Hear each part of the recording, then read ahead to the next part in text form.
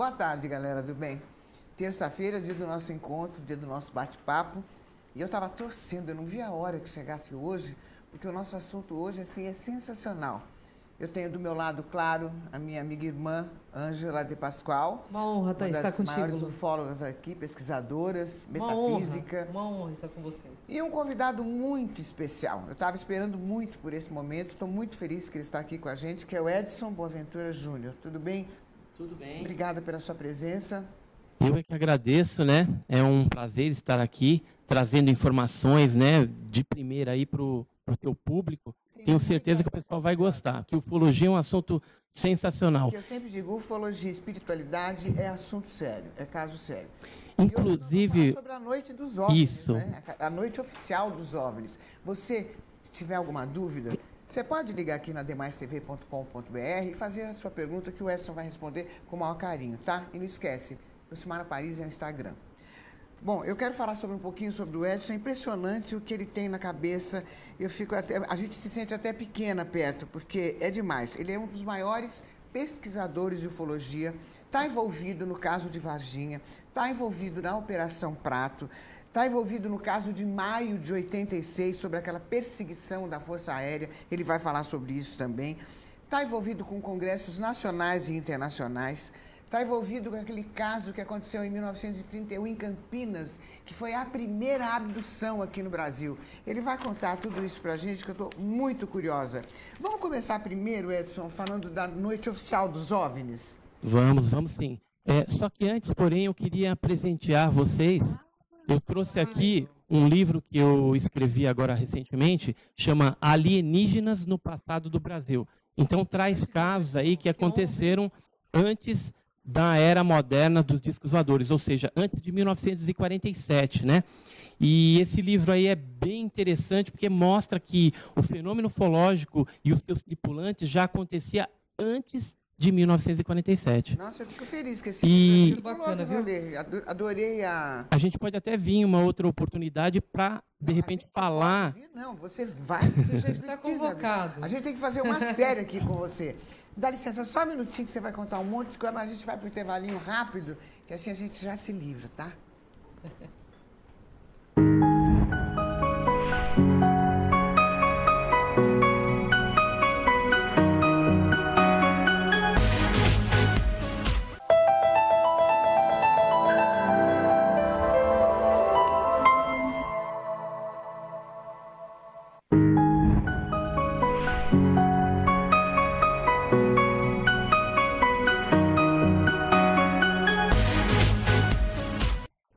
Estou aqui com Edson Boaventura Júnior, que é presidente do GUG, Grupo Ufológico de Guarujá, e diretor de pesquisa de campo da Burn. É uma sumidade nesse assunto e agora nós vamos começar tranquilamente a falar sobre a Noite Oficial dos OVNIs. O que é a Noite Oficial dos OVNIs? Então, a Noite Oficial dos OVNIs, ela aconteceu no dia 19 de maio de 1986 e envolveu aí a invasão de mais de 20 objetos não identificados no espaço aéreo de São Paulo, Rio de Janeiro, São José dos Campos, e depois a Força Aérea Brasileira colocou ao encalço desses objetos voadores não identificados naves de interceptação, ou seja, caças Mirage F-5, para tentar interceptar esses 20 e tantos objetos que chegaram a saturar os sistemas de radares, tanto de solo como também das aeronaves. E muitas pessoas viram na época, fotografaram, filmaram esses objetos. Então, o caso ele é importante, tomou notoriedade atualmente, porque nós conseguimos a liberação de áudios das conversações entre os pilotos e controladores de tráfego aéreo. A gente já tem até uma foto aqui, né? Vamos mostrar essa foto da noite oficial dos OVNIs, Camilinha? Então, esse caso, né, de maio de 86, ele teve assim, um envolvimento militar, né? E, assim, pouco se sabe a respeito de fotos que foram tiradas na época. Tem um jornalista de São José dos Campos, o Brito, que chegou a fotografar esses objetos. São as únicas fotografias que tem desse caso, né, de 19 de maio de 86. E a gente está sabendo que teve um americano que esteve aqui, que é o Hurtak, e ele acabou levando essas fotos e os negativos. Ele esteve lá no Vale Paraibano, no jornal, e acabou levando isso daí para os Estados Unidos, não devolveu até hoje. Tem alguns filmes também que foram feitos pela equipe Mixon em São Paulo, né? E nós sabemos também que os caças de interceptação tinham câmeras também. Quando eles saíram perseguindo, eles tinham câmeras e filmaram também esses objetos. Só que a Força Aérea Brasileira ainda não liberou isso no Arquivo Nacional. Pelo que nós estamos sabendo, esses filmes foram reclassificados novamente e aí, portanto, só estariam liberados a partir de 2036. Só para lembrar, Lu, a Noite Oficial dos OVNIs é considerado um dos casos mais famosos da ufologia. E o Edson, que é um bandeirantes aí, porque ele traz com muita lucidez toda a verdade, todo esclarecimento da ufologia, ele é um dos ufólogos mais sérios que eu conheço. E eu queria dizer que eu tenho muita honra de estar com ele aqui no programa. É fã, né? Eu sou fã do Edson. Então eu tenho muita honra de estar com você aqui no programa da minha amiga Lucimara Parisi, porque é de pessoas assim, Lu, que pesquisam, e ele vai na fonte pesquisar. Ele não é pesquisador de internet, ele vai na fonte. E essa é a noite mais famosa que aconteceu, que foi durante 30 anos praticamente, né? Velada. Não trouxeram a público essa evidência. O Edson corajosamente foi até Brasília e cavou todas essas informações com documentação federal, né, Edson? Já está chegando pergunta aqui dos internautas. Acabou de chegar uma que está perguntando para o Edson se houve muitas vítimas em 77. Na verdade, aí já está falando de outro caso, né, que seria o caso da Operação Prato, que a gente vai estar falando aqui também. Então, só por cima, assim, o que foi a Operação Prato? É uma operação militar também, onde luzes apareceram no Maranhão e no Pará, em 1977, e eles jogavam um foco de luz nas pessoas, e através desse foco de luz eles sugavam pequenas porções de sangue. Então, muitas pessoas foram atacadas. Uma dessas perguntas aí que o internauta estava fazendo... Oi? Era dolorido? Então, as pessoas ficavam com dormência no corpo, com náuseas, com dor de cabeça. Às vezes elas não conseguiam nem levantar de tanta fraqueza. E ficavam com alguns hematomas que pareciam agulhadas, que depois a pele no local começava a descamar. A gente tem umas fotos, tem um vídeo aí, se quiser chamar o vídeo. Vamos colocar, Camilinha, esse vídeo para a gente ver que já estamos na Operação Prato? São dois os mais famosos da ufologia, né? Operação Prato e a Noite Oficial dos OVNIs. Na verdade, aí é um relatório, chamar o vídeo, né? Aquele vídeo dos ataques, E por que Operação Prato, esse nome? Então, o coronel Irangê Holanda, que foi o chefe dessa operação, né, que ele era lá da Força Aérea, do 1º Comando Aéreo do Pará, ele colocou Operação Prato porque fazia uma referência a platilho voador, né, disco voador. Então, todas as operações são classificadas com nome. Então, acabou ficando Prato em relação aos discos que estavam aparecendo lá. Cadê o vídeo? Põe o vídeo aí. Então, aí a Aurora Fernandes, uma das vítimas, que foi atacada lá em Colares, no Pará, né? E ela ficou com esse hematoma, né, acima do seio, né, que parecem agulhadas. Depois, nesse local aí, acontecia assim as descamações. Aí outras vítimas dessas luzes. Esse aí um outro senhor também que sofreu uma queimadura muito grande aí no Maranhão. Já é um outro caso acontecido no Maranhão. Isso aí, o fenômeno, ele continua ao longo dos anos. Eu estive lá pesquisando em 2002 e tem essa testemunha também lá no Maranhão que também sofreu as mesmas marcas. Aí um desenho da época de 1977 que mostra uma dessas criaturas e fotos, né? Foram tirados mais de 500 fotos pelos militares da Força Aérea Brasileira, chefiados por o Irangê Holanda. Na verdade, quem fazia os registros cinefotográficos, né, fotografia e vídeos, era o sargento João Flávio da Costa. Entendi. É tanta coisa, né? Tanta informação. Nós precisamos fazer uma série com ele aqui. 250 programas. Quer voltar para maio de 86? Eu vou voltar porque eu queria saber o que motivou a FAB para liberar os documentos de maio de 86? Então, os documentos, né? Porque a gente tem duas coisas distintas, documentos e áudios. Os documentos foi uma campanha que foi feita pelos ufólogos, que eu, inclusive, ajudei nessa campanha com mais de 1.300 páginas. Eu aportei essa documentação do CIOANI, da Central de Investigação de Objetos Aéreos Não Identificados, e isso veio a juntar essa campanha, onde a gente estava pressionando o governo, e aí depois veio a lei lá do SIC, né, e eles acabaram liberando uma parte dessa documentação.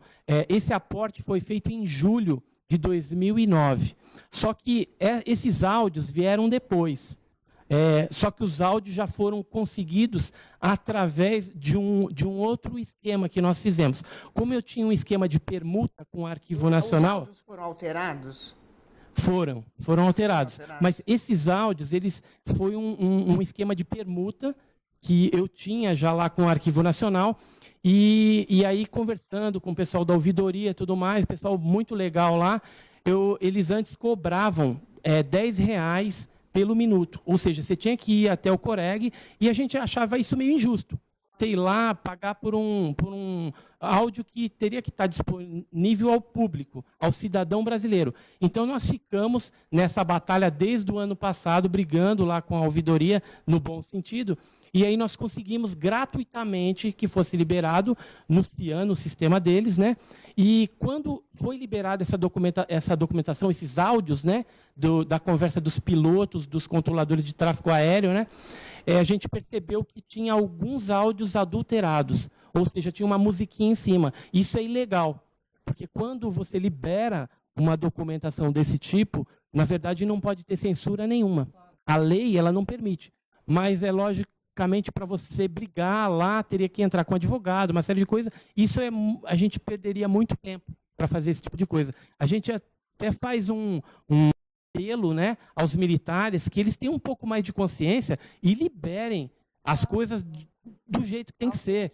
Por exemplo, os documentos da Operação Prato que estão no Arquivo Nacional são cópias de cópias. É um lixo aquilo, porque para pesquisa não serve de nada, porque você vê que são xerox de fotos, quer dizer, você não vê detalhes, então não serve de nada. Agora, os originais estão no CONDABRA, que é o Comando de Defesa Aeroespacial Brasileiro, está lá em Brasília. E o que eles passaram para o SENDOC, que é o órgão que faz a intermediação com o Arquivo Nacional, foram cópias. Aí o SENDOC tira a cópia da cópia e manda para o Arquivo Nacional, que digitaliza isso e coloca disponível para o público. Mas eu acho que é um desrespeito ao cidadão brasileiro, porque a gente tinha que ter acesso aos originais. Com certeza. Verdade. Como esse caso teve uma repercussão muito grande internacional, houve troca de informações entre os governos brasileiro e norte-americano? Então, com relação a esse caso de maio de 86, teve sim. Inclusive, tem alguns telex do Departamento de Defesa norte-americano que falam a respeito da detecção em 3 tipos de sistemas de radares. Inclusive, cita o nome do Osiris Silva, ex-presidente da Embraer, da Petrobras, que ele teria, inclusive, perseguido uma dessas luzes quando ele estava chegando ali em São José dos Campos. Inclusive, o próprio Osiris Silva escreveu um livro chamado A Decolagem de um Sonho, onde no penúltimo capítulo ele narra, né, ele descreve ali o avistamento desse objeto e a perseguição que ele fez junto com o comandante Alcir numa aeronave Xingu. Eu posso fazer uma perguntinha sobre Deve? Bom, eu tenho uma pergunta para o Edson que não quer calar. Edson, você como pesquisador que está envolvido com os governos do Brasil, de fora também, eu sei que você viaja muito na questão de pesquisa, os governos, eles têm contato com seres que são de fora ou de dentro da Terra? Vamos deixar assim, claro que nós não sabemos, como você disse, se são intra ou extras, né? Mas eles têm contato? Então, há várias pessoas, né, do governo que já trabalharam nesses projetos secretos que afirmam que tem contato já há algum tempo o governo norte-americano com essas criaturas, esses tripulantes dos OVNIs, objetos voadores não identificados. E no Brasil, o Brasil ele troca informações com o governo norte-americano desde a década de 50. Nós temos alguma documentação, né, que foi vazada, que mostra que os americanos têm um interesse tremendo na fenomenologia brasileira.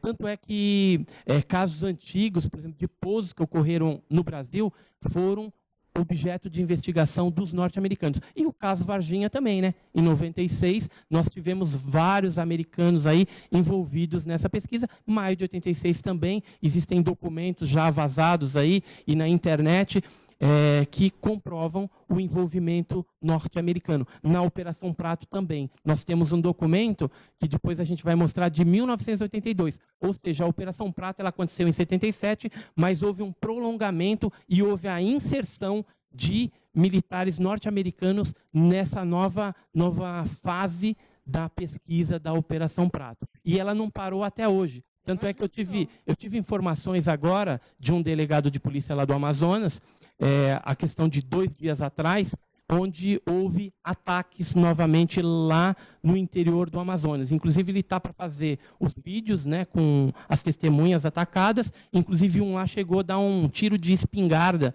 num objeto desse e foi feitos alguns documentos, alguns BOs da polícia a respeito desse ataque. Eu trouxe um documento, vocês podem ver aqui, é um exame de corpo de delito, tem também o BO, Boletim de Ocorrência da Polícia, e mostra que em 1995, uma pessoa foi atacada em Boa Vista do Ramos, no Amazonas, ou seja, o fenômeno do chupa-chupa, né, ou Operação Prato, que aconteceu em 77, em 1995 nós temos casos. Em 2002, como a gente viu ali, aquela outra senhora também chegou a ser atacada. Então, o fenômeno persiste até hoje.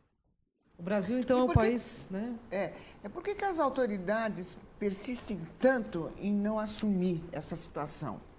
Então, o acobertamento, ele existe por alguns fatores. Primeiro é o fator bélico. Qualquer potência que tenha um disco voador e através de um processo de engenharia reversa, ou seja, você vai lá, desmonta o disco voador e constrói um disco voador terrestre para utilizar com fins bélicos, ou seja, em guerras, ele domina qualquer outro país. Porque a tecnologia utilizada por esses objetos deixa os nossos caças mais avançados no chinelo, ou seja, ficam para trás. Tanto é que em maio de 86 não se conseguiu chegar. Esses objetos chegaram a ter velocidades de 15 mil quilômetros por hora. Sabe o que é isso? É uma velocidade absurda, que quebraria, no caso, o piloto ficaria amassado, né? E os caças mais avançados naquela época chegavam a Mach 3, né, 3,5, e eles chegaram a 11 Machs, ou seja, uma velocidade absurdamente grande. Edson, o que você achou da declaração do Papa, quando ele disse que eles estão chegando, se referindo... Eu entendo, não só o Papa, mas tem várias outras religiões que já estão admitindo, né, a presença extraterrestre em nosso meio. Né, evangélicos também, católicos, ortodoxos da Rússia. Então, eu acredito que é uma preparação do psicológico das pessoas para que a hora que o negócio acontecer, realmente não choque tanto a população. Porque o governo também, ele acoberta, ele esconde por conta do fator religioso. Né? Porque se de repente isso vier à tona, muitas pessoas vão se sentir traídas, né? Foram enganadas esse tempo todo. Não só isso, outro fator, outro pilar deles esconderem é porque nós pagamos impostos em troca de uma segurança nacional que não existe em relação aos OVNIs, aos objetos voadores não identificados. Entendi. O que é? É verdade que aconteceram outras noites ufológicas e a Operação Prato não seria um caso interessante a ser mais pesquisado? Diz o Roberto de Maceió, Alagoas.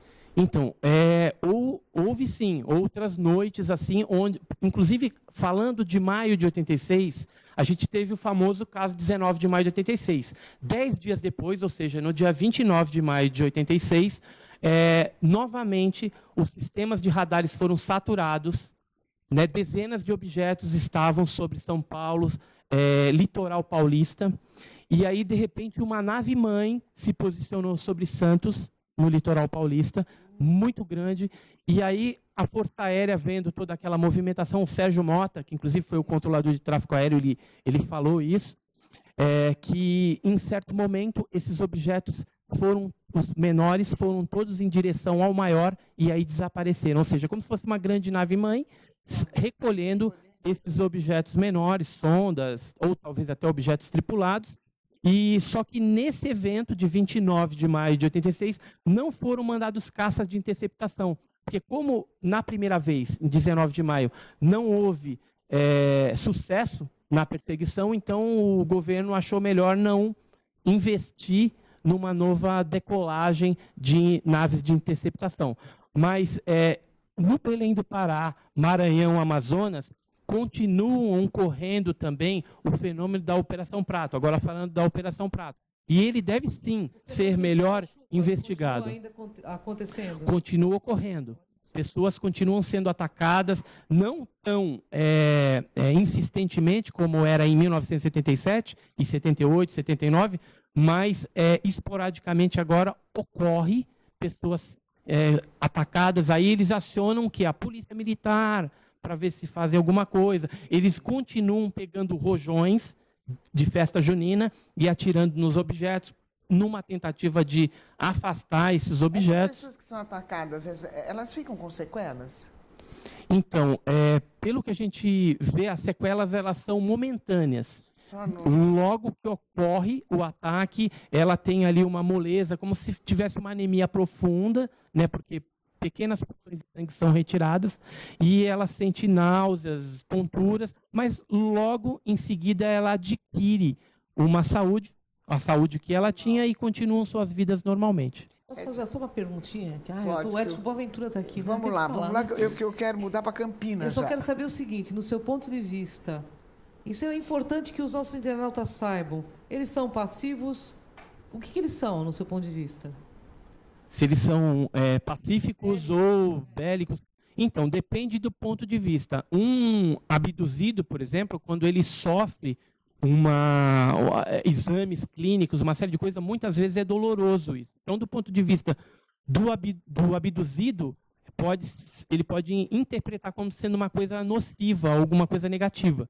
Mas a gente não sabe o porquê que esses seres estão abduzindo. Que tipo de experiência? Por exemplo, a gente pega ratos para desenvolver vacinas. Então, do ponto de vista do rato, ele está sofrendo um mal. Mas do ponto de vista para o bem da humanidade, está sendo desenvolvida uma vacina. Ou seja, então, depende muito do ponto de vista do abdutor ou do abduzido. E agora, Ângela, eu vou querer saber, que eu estou muito curiosa e quero que os internautas saibam também, da primeira abdução que nós tivemos aqui no Brasil, que foi em 1931, em Campinas. Você vai falar para a gente já. A gente volta depois do intervalinho assim. Espera aí, hein?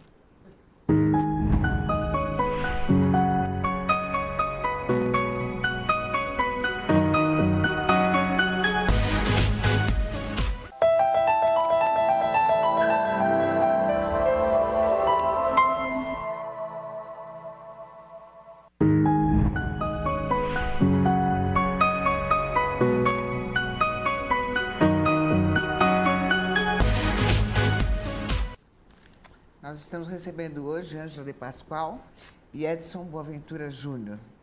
Estamos falando sobre OVNIs, sobre extraterrestre. Edson, vamos voltar um pouquinho no Irangê, que a gente estava conversando aqui com a Ângela, a gente está em dúvida. Ele se suicidou ou mataram ele?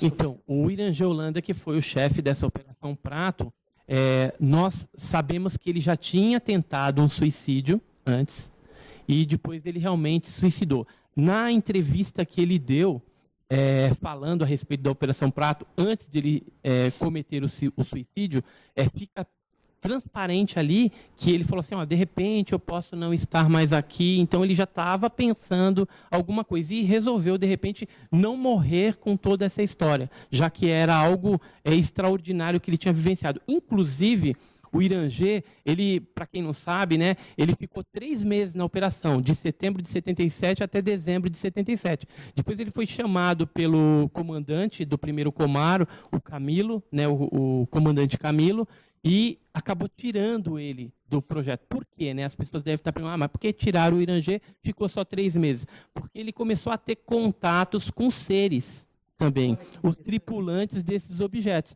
E aí o chefe dele, né, o comandante dele, acabou excluindo. Embora extraoficialmente estava sendo encerrada essa Operação Prato, logo depois ele continuou pesquisando e nós sabemos que houve um envolvimento também de militares norte-americanos nas pesquisas vindouras, futuras, que ocorreram sobre a Operação Prato. A gente vai falar da primeira abdução? Já. É que eu quero entrar, já que nós estamos falando do Prato aqui, eu quero saber... Vamos chamar um vídeo da Operação Prato, então? Vamos. E assim você me diz qual é o envolvimento do SNI. Ah, ok. Deixa eu ver o vídeo que tem aí. Esse aí é um vídeo da Operação Prato, tá? São fotografias, né? Porque nessa época foram geradas 500 páginas de documentação e foram tiradas mais de 500 fotos. São fotos originais da época que nós conseguimos através de visitas que nós fizemos no Condabra. Isso nos anos de 1999 e 2004. Eu estive lá várias vezes, cheguei a ver, inclusive, vídeos que foram feitos dessa Operação Prato. Vídeos tomados pelo sargento João Flávio da Costa. Né? Então, eram luzes, né, que apareciam lá na região. Aí um vídeo Super 8, né? Eles fizeram um vídeo Super 8, 8mm e 16mm. Isso aí é um fotograma de um dos vídeos que eu pude assistir lá na ocasião. Agora tem muitos vídeos que ainda não foram divulgados, hein? Dos seres, como eles eram? Então, tinha vários tipos. Tinham seres que eram peludos, tinham seres que eram baixinhos. Geralmente eles eram pequenos, de 1 metro a 1,5 metros. Alguns tinham capacete com antenas, né? Alguns tinham aquele olho preto, os greys, né? Que bem conhecidos. E alguns eram bem similares aos humanos. Bem similares. Que tinham alguns objetos que apareceram que eles tinham uma espécie de vidro no objeto. Então, a pessoa que estava embaixo via aqueles dois seres sentados, aparentemente mexendo em alguns controles dentro da nave. Né? E eram seres, assim, de feições belas. Bem humanos, mas de feições belas. Tipo, cabelo loiro, né? Brancos. Então, foi, assim, vários tipos que apareceram naquela... 2 metros. Altos não apareceram nessa ocasião. Na ocasião da Operação Prato, não. Era só os baixinhos. Só os baixinhos. Inclusive, eles saíam da nave, às vezes, flutuando. Às vezes, apareciam dentro de casa. Eles viam eles andando com instrumentos na mão. Um com uma espécie de uma lanterna na mão e uma outra instrumentação.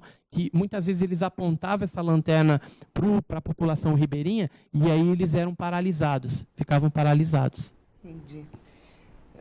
Vamos falar um pouquinho da primeira abdução? Eu estou muito curiosa para saber. Então, a primeira abdução está no meu livro, né? Também. Alienígenas no Passado do Brasil.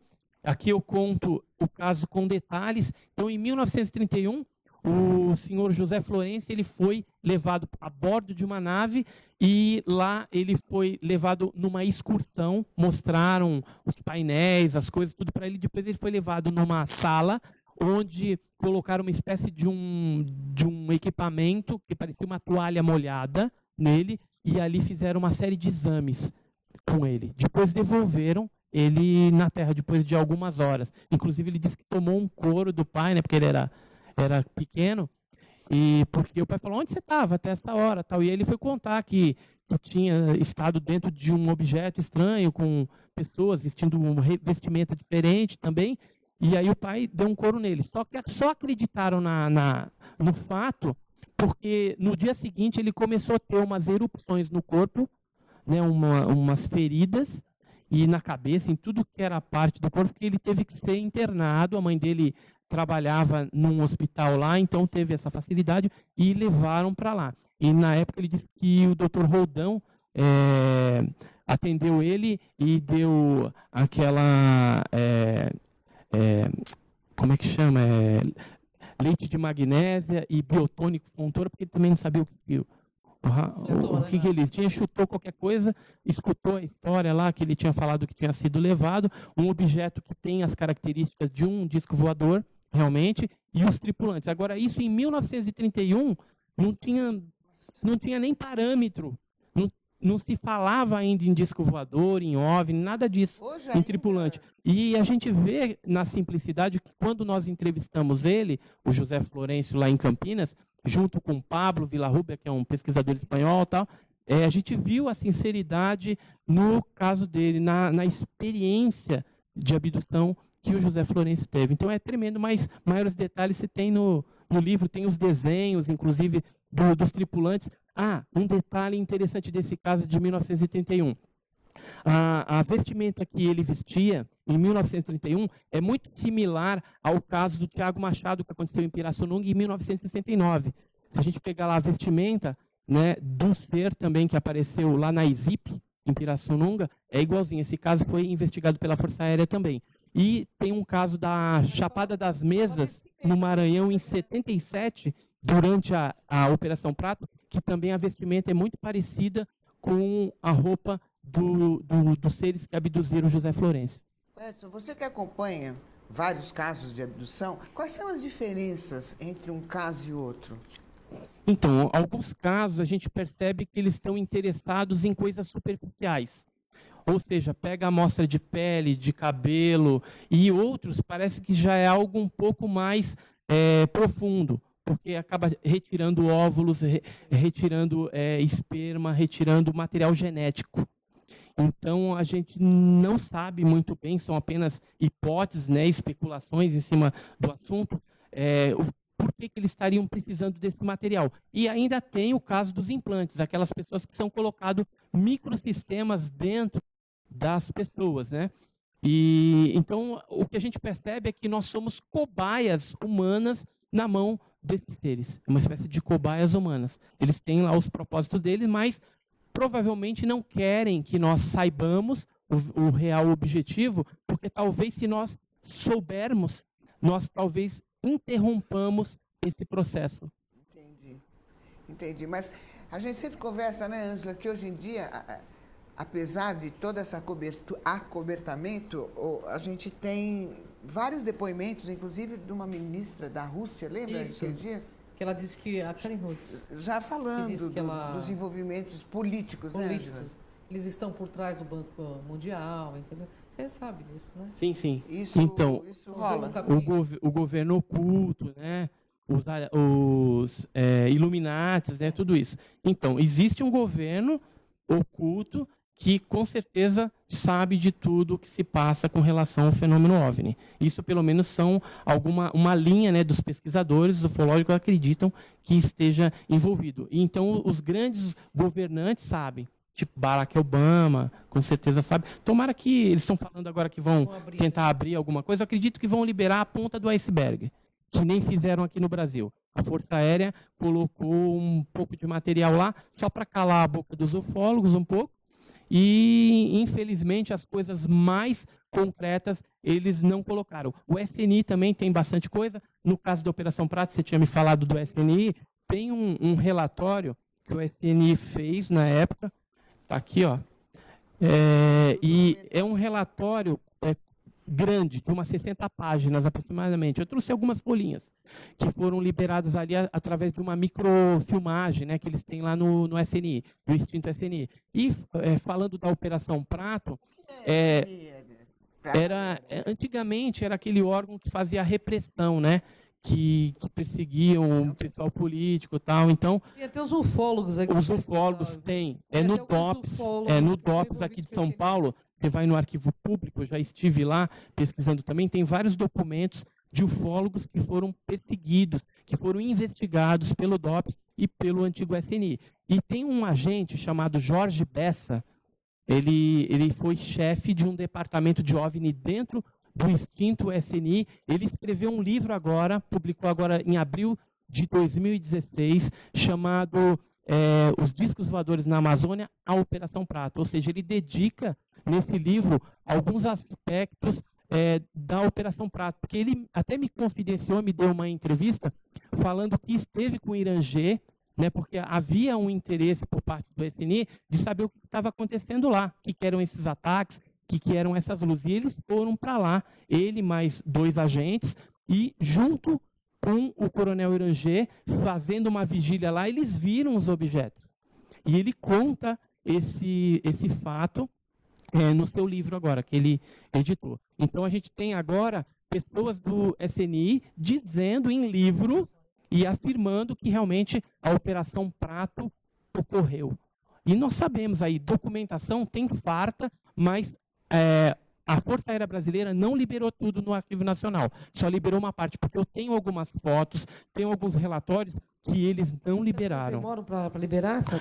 Vamos mostrar um documento de 1982, que é um documento que não está no Arquivo Nacional e que cita o envolvimento americano. Esse documento que a gente está vendo aí, ele mostra, né, ele fala o seguinte, na parte informativa é um relatório de agente, fala assim, no porto de Manacapuru, citado acima, em companhia de 3 civis e um agente militar norte-americano, John, né, observamos em 2 momentos o que segue. Aí ele conta 2 casos. No dia 20 de 10 de 82, às 20h15, uma massa luminosa de formato ovalado, tal, e no dia 20 do 10, no mesmo dia, às 20h35, próximo do local do primeiro avistamento, surgiu um corpo luminoso menor, em forma de concha, com brilho intenso amarelado, que focou a água do rio por 2 vezes. E no dia 26 de 10 de 82, ele cita aqui que em Manaus, no bairro Japim, um corpo luminoso triangular, deslocando-se a baixa altura do sul para o norte, e o relator, né, desse caso foi o tenente Weber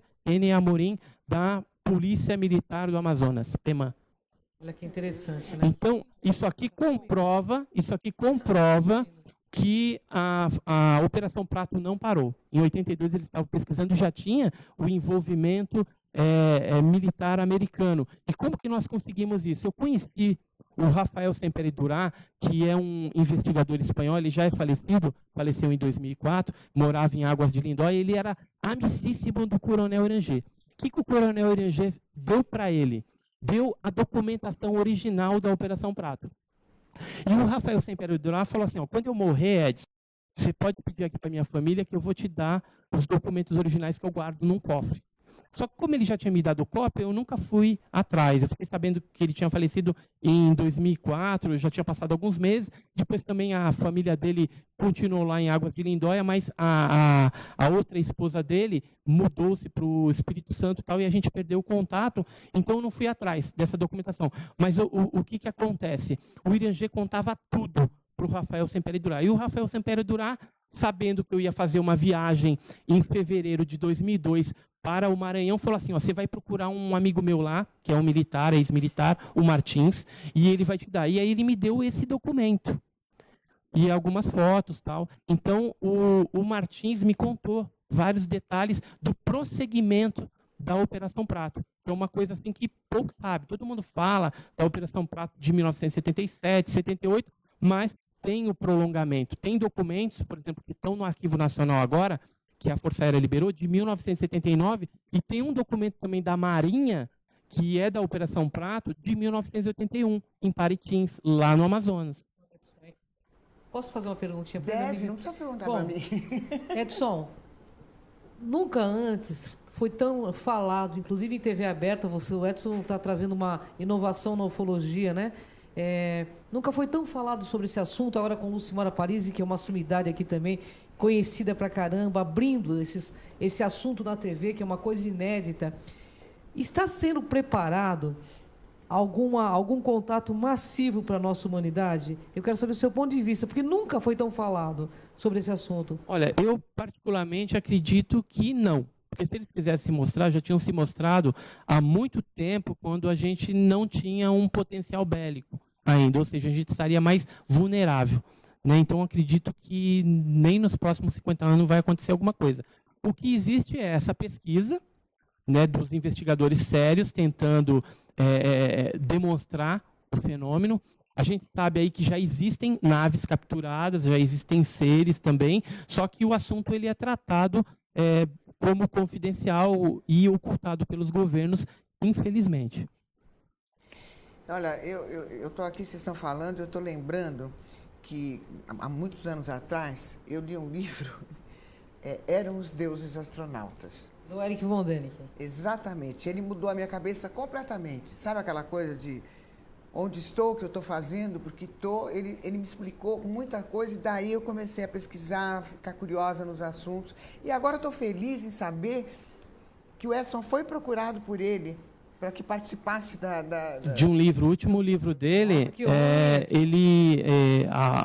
ele me procurou, falou assim, olha, eu vi uma matéria sua a respeito de ufoarqueologia, né, que você fez uma investigação na Bahia, Goiás e tal. Tem como... eu teria, assim, ele falou assim, eu teria a grande honra de publicar no meu livro. Estou fazendo um livro, tal, um novo livro aí, tem como você mandar para mim e tal? Eu falei, mando, publica aí. Então, acredito assim que pouquíssimos brasileiros tiveram a honra de ter um trabalho, né, um artigo publicado no livro do Erich von Däniken. E eu gosto muito desse assunto, né, da ufoarqueologia também, que é a presença de evidências, né, em pinturas rupestres, petroglifos, em esculturas antigas, até nas lendas indígenas, do fenômeno OVNI, ou seja, o fenômeno OVNI dentro do ponto de vista pré-histórico e dos indígenas também. Uma pergunta para fazer que não quero calar, que essa veio de monte no meu Facebook, porque os internautas falam, olha, o Edson Boaventura vai, então pergunta. Hoje em dia, Edson, em vários centros espíritas dizem incorporar ETs. Eu quero saber a sua opinião de pesquisador, se isso procede, se não procede. Dizem que eles fazem curas dentro dos centros. Queria saber seu ponto de vista de pesquisador. Eu não acredito isso por experiência própria, porque no passado já teve alguns casos de pessoas que diziam, né, que recebiam lá o ET, e a gente foi até o local, e quando ela recebeu essa entidade supostamente de outro planeta, eu simplesmente fiz uma pergunta para ela, tá, você é uma entidade de outro planeta, então me responde qual que é a distância da Terra-Lua, que ela tem que saber, né, se ela é uma... Só que, assim, o que aconteceu, de repente, ela saiu, né, ela desencarnou ali, sei lá, saiu do cavalo, né, que eles falam. Então, quer dizer, eu não creio nesse tipo de coisa. Eu queria aproveitar também, no Fantástico, né, a gente fez aquela matéria, aparecemos pouco, eu e o José Prado, outro excelente pesquisador, e eu queria falar o seguinte, algumas pessoas ficaram falando, Edson, por que você não disse que o fenômeno é extraterrestre? Assim, seria muito leviano da minha parte classificar, uma vez que a procedência desses observadores não identificados, ela é desconhecida. Existem hipóteses, pode ser extraterrestre, intraterrestre, seres viajantes do tempo, outras dimensões, pode ser várias coisas. Então, não estava naqueles OVNIs de maio de 86 uma etiqueta dizendo extraterrestre. Então, eu não podia, perante a um público tão grande que estava assistindo o Fantástico, falar que era extraterrestre. Agora, se vocês me perguntam pessoalmente, Edson, o que você acha, eu vou dizer que, realmente, aqueles objetos que foram perseguidos pela Força Aérea, pelos caças de interceptação, na minha visão pessoal, eram extraterrestres. Por quê? Tinham velocidades de 15 mil quilômetros por hora, faziam movimentos incríveis, foram detectados no radar, ou seja, eram coisas sólidas realmente, e a gente não tinha tecnologia. Inclusive, olha, eu trouxe para vocês aqui o relatório oficial da noite 19 de maio de 86, e se a Lucimara Parisi quiser ler a conclusão que os militares chegaram, está aqui embaixo, ó.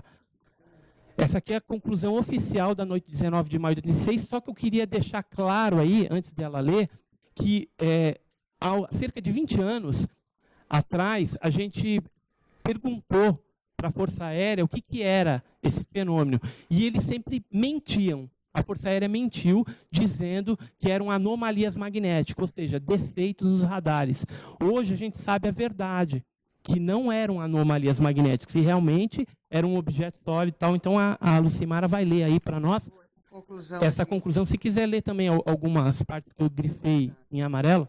Eles assim, produzem exo-radar não só no sistema de defesa aéreo, como também das aeronaves interceptadoras, simultaneamente em comparação visual pelos pilotos.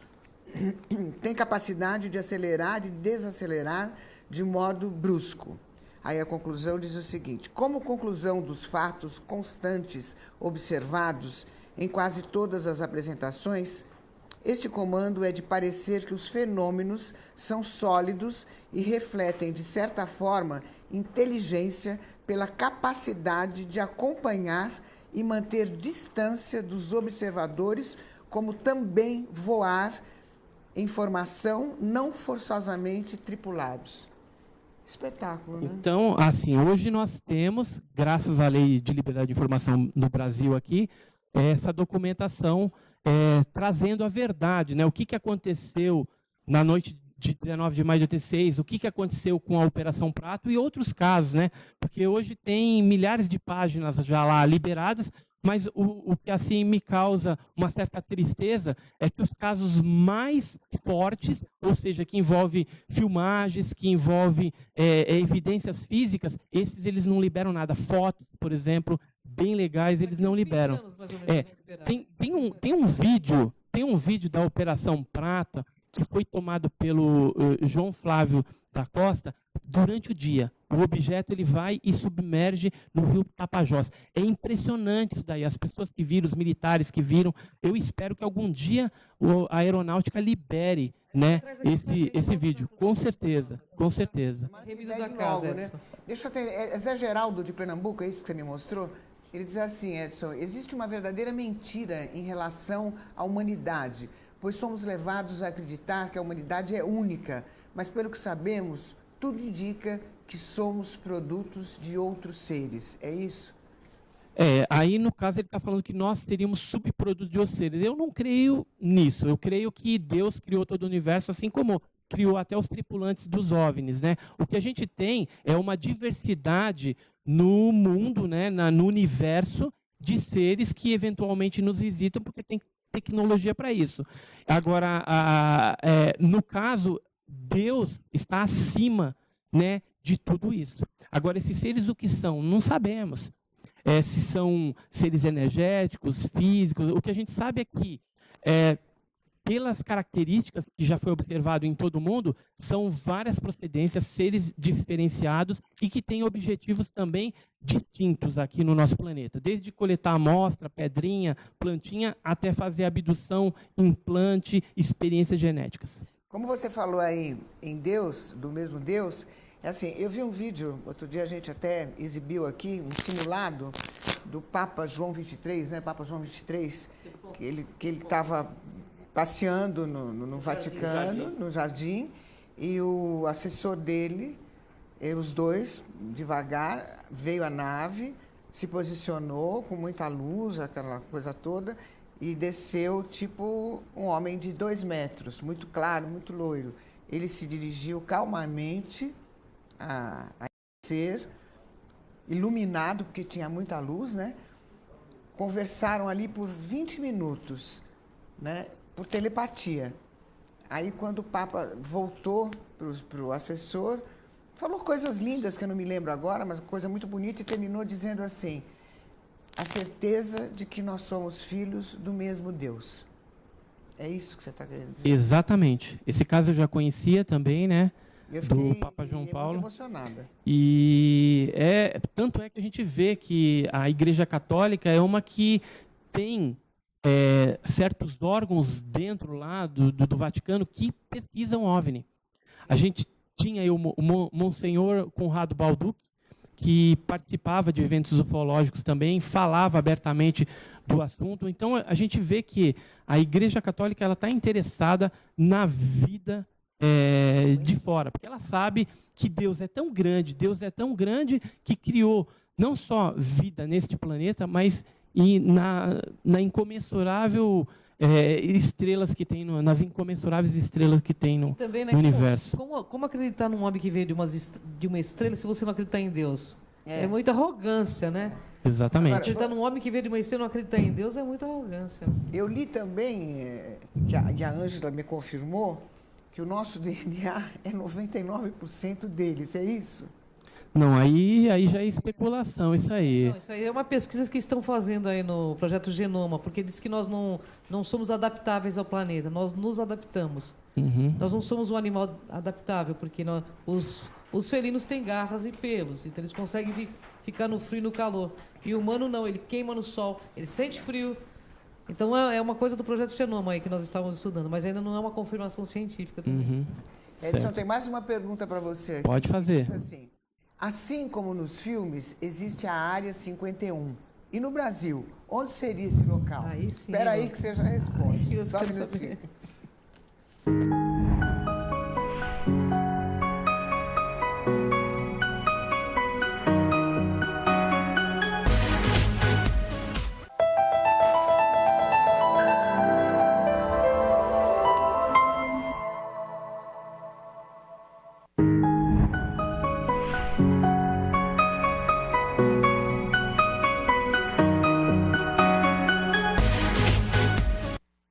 Então, essa a área 51, onde é aqui no Brasil? Então, a Área 51, nos Estados Unidos, todo mundo já ouviu falar, né, que eles dizem que teriam naves lá e seres. No Brasil, onde fica a Área 51? Eu acredito, né, que, assim, não que seja a Área 51, eu vou falar de dois locais. Aqui, na verdade, 3 locais. O primeiro local seria Unicamp. Existe um subterrâneo no Unicamp, que inclusive a gente sabe aí, que pesquisou o caso Varginha, que a criatura teria sido levada para lá. E todas as bizarrices, todas as coisas estranhas relacionadas ao fenômeno OVNI são levados lá para a Unicamp. Eu e o Joseph estivemos lá, inclusive, veio um helicóptero em cima da gente, porque a gente chegou no local onde a gente sabia que a criatura tinha estado lá. A gente conseguiu uma testemunha que viu essa criatura dentro de um aquário, um terrário, né?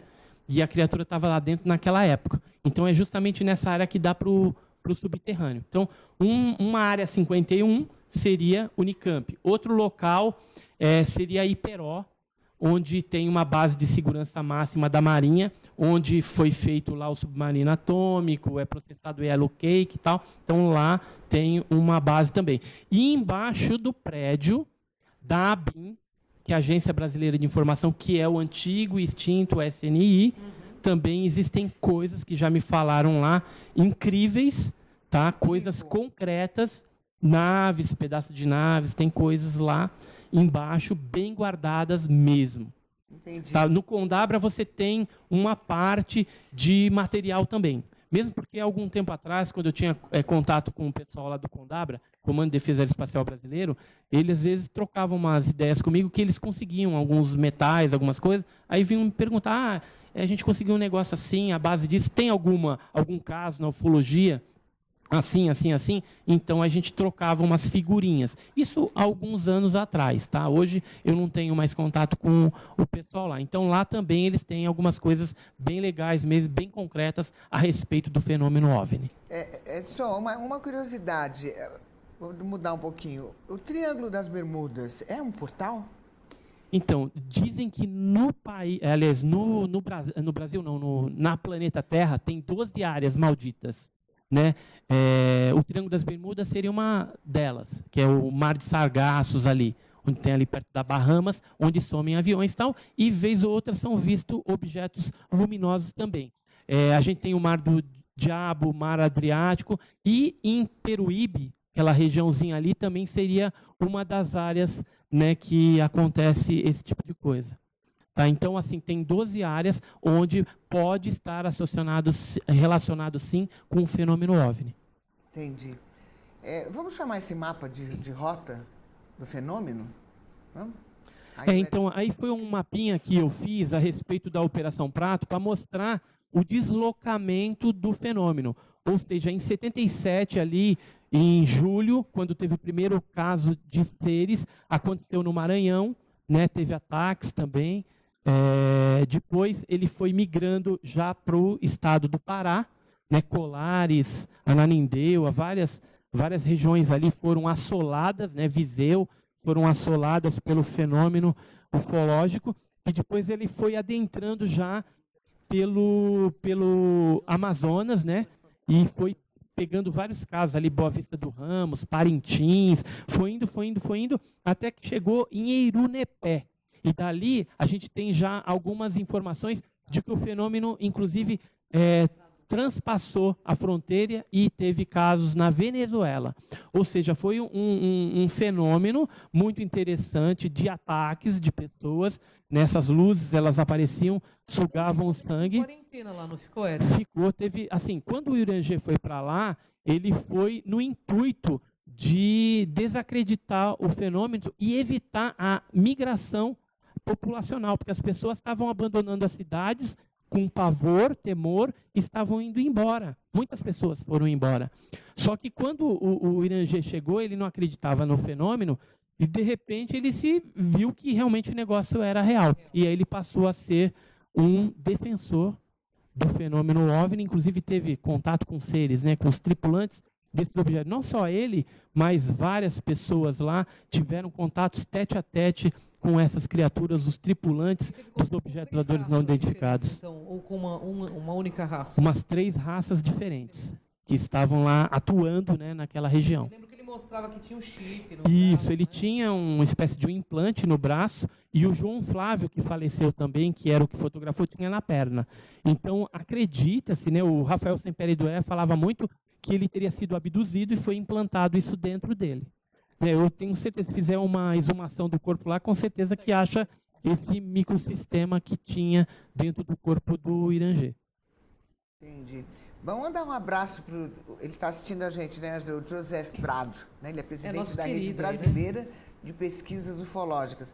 Está convidado, né? Nós estamos esperando você aqui, né? Está faltando você Ele é para aqui, estar ó. aqui hoje, né, Um Joseph? beijo, Junto com mas vai Então, seu parceiro aqui, né? Então, o Joseph aí, ele, a gente é que nem Batman e Robin, né, atualmente na ufologia, né?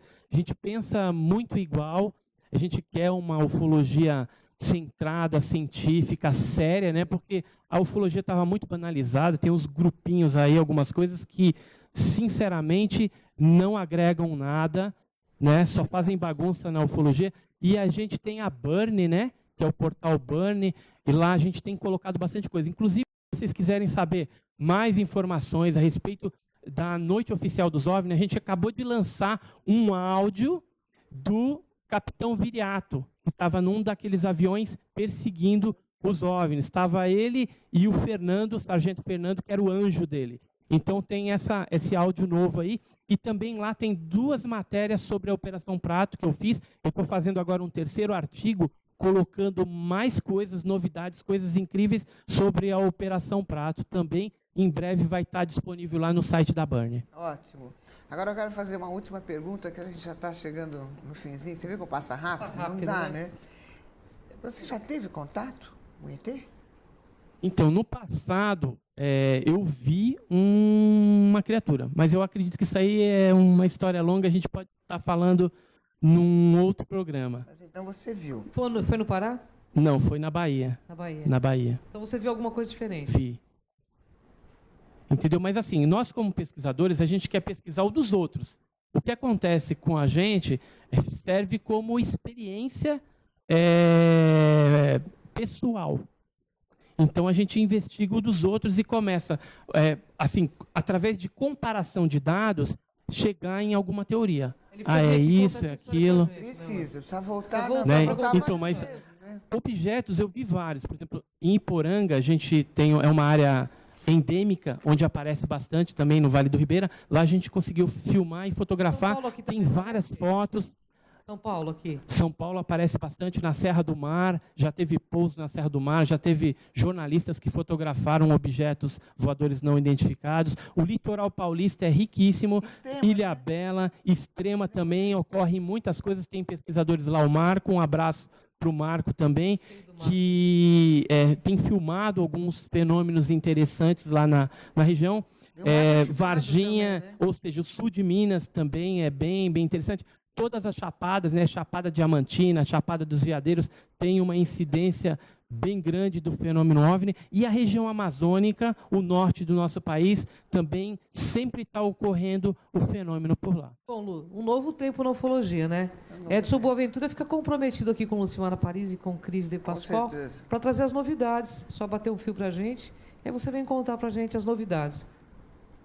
Beleza. Eu agradeço também a oportunidade. Gratidão, Edson, honra Estamos à enorme. disposição aí, os ouvintes, os internautas, né, que nos assistiram também, né? Obrigado aí pela paciência. E da próxima vez a gente vai com certeza trazer mais informações aí que vai agregar para todo mundo. Gratidão, Nós vamos viu, ficar Edson? esperando com muita expectativa aqui. Com certeza. A gente conversou com o Edson Boaventura Júnior, presidente da GUG, Grupo Ufológico de Guarujá e diretor de pesquisa de campo da Burn.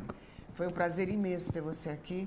As informações são preciosas Eu fico babando, né? Você fica falando, eu fico babando, até esqueço do que eu vou perguntar, né, Angela?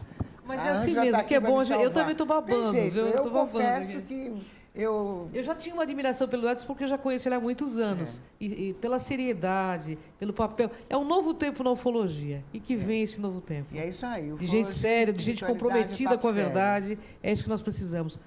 Gratidão, Edson. Eu vou me despedindo aqui, prometendo que na terça-feira a gente vai estar aqui das 13 às 14, ao vivo. E você, tem alguma dúvida? demaistv.com.br, tá? No Instagram, Lucimara Parisi. Um beijo e até terça.